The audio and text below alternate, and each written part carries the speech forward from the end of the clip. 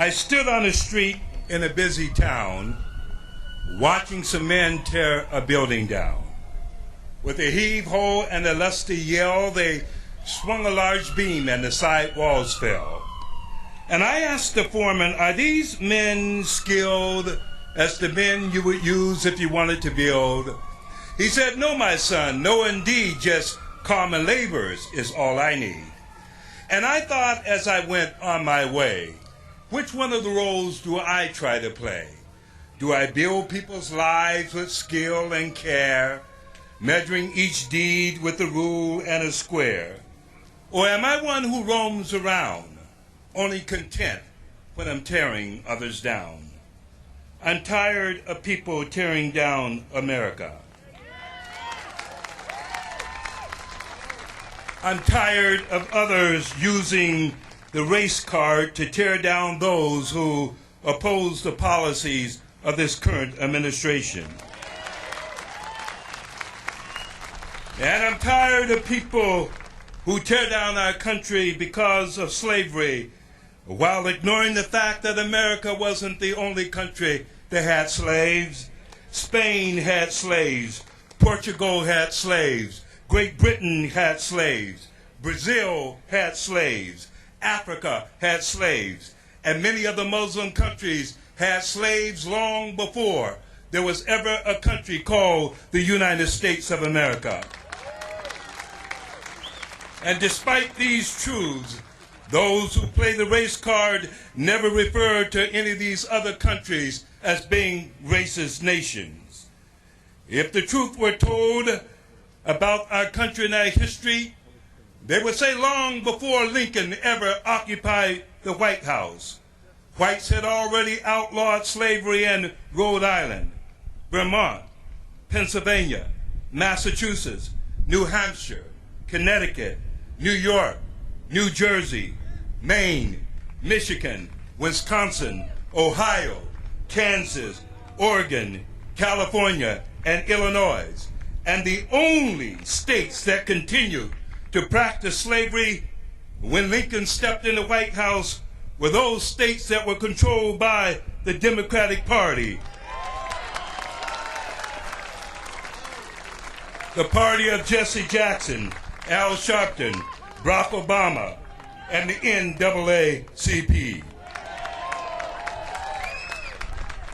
In writing my latest book entitled Whites, Blacks, and Racist Democrats, I discovered that the institution of racism in America had more to do with which political party you belong to rather than which race you belong to. And while many in the media are quick to condemn those who belong to today's Tea Party, they're not so quick to condemn those who belong to the Democratic Party, a party that supported the institution of racism, a party that voted against the 13th Amendment, the 14th Amendment, and the 15th Amendment to end slavery, to give black citizenship and the rights to vote. It is the same party. It's the same party that passed a multitude of laws to keep blacks in their place. Laws that placed Rosa Parks in the backseat of the bus and placed Dr. Martin Luther King in the Birmingham jail. It is the same political party that supported and engaged in practices where blacks were lynched and literally cut into pieces. It was the members of this party that burned down black communities and bombed black churches where little black girls were attending Sunday school. It's the same political party that stood in the doorways of southern schools and chanted 2, 4, 6, 8. We don't want to integrate. It's the same party that supported the Dred Scott decision, a court decision that classified blacks as property and not as people. It is the party that established America's first terrorist organization, commonly known as the Ku Klux Klan. It's the party that launched the longest filibuster in U.S. Senate history to defeat the 1964 Civil Rights Act. And after 200 years of racist practice, these leaders had the audacity to call the Tea Party racist.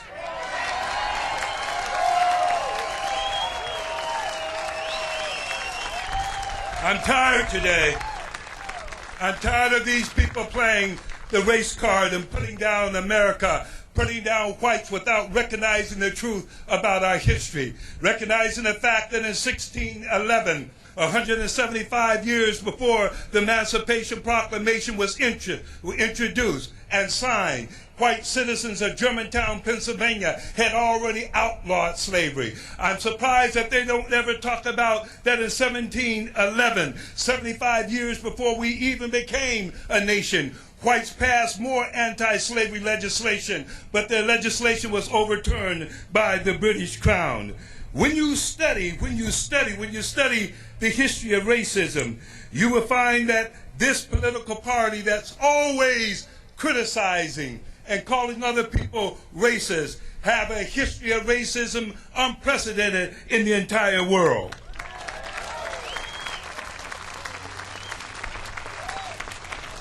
They make the claim that the Tea Party is racist, while they ignore the fact that unlike the Democratic Party, the Tea Party never formed terrorist organizations. They never fought integration. They never supported segregation. They never blocked legislation. They never bombed black churches. They never burned black communities. Then they never tried to hide a racist past. For years, the liberal left have tried to hide their racist history.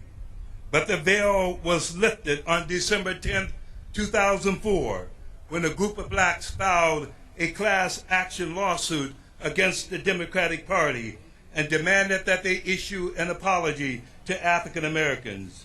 The Democrats refused to apologize and hired one of our nation's most prestigious law firms to represent them. They fought the case all the way up to the United States Supreme Court, and the media never told you about the lawsuit that blacks filed against the Democratic Party. They were relieved when the U.S. Supreme Court decided not to hear the case. Their deceitfulness in hiding their racist past may appropriately explain why the word rat is included in the name Democrat.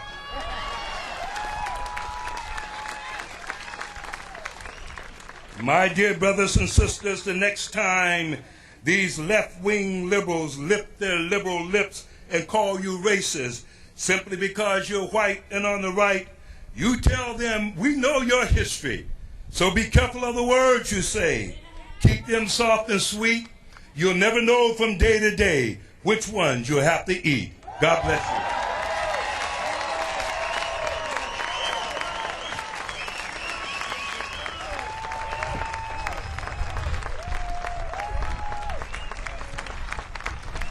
This is Wayne's book.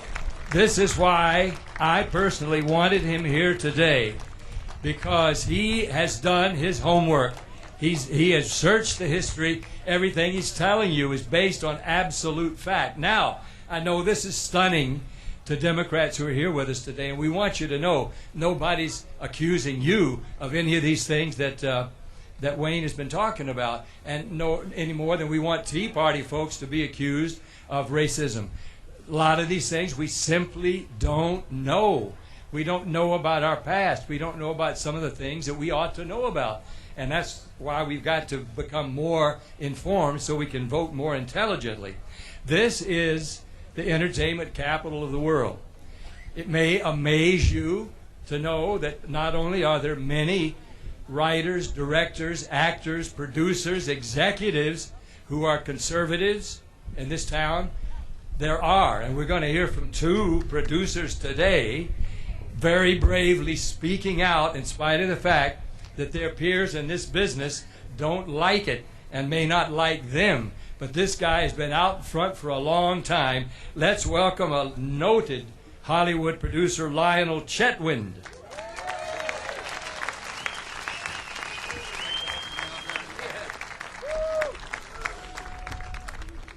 You know, kudos to Pat.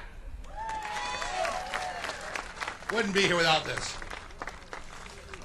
Actually, I'm mainly a writer, and so I absorb things. I really need to look around and study you, because according to Governor Intel of Pennsylvania, you're all wackos.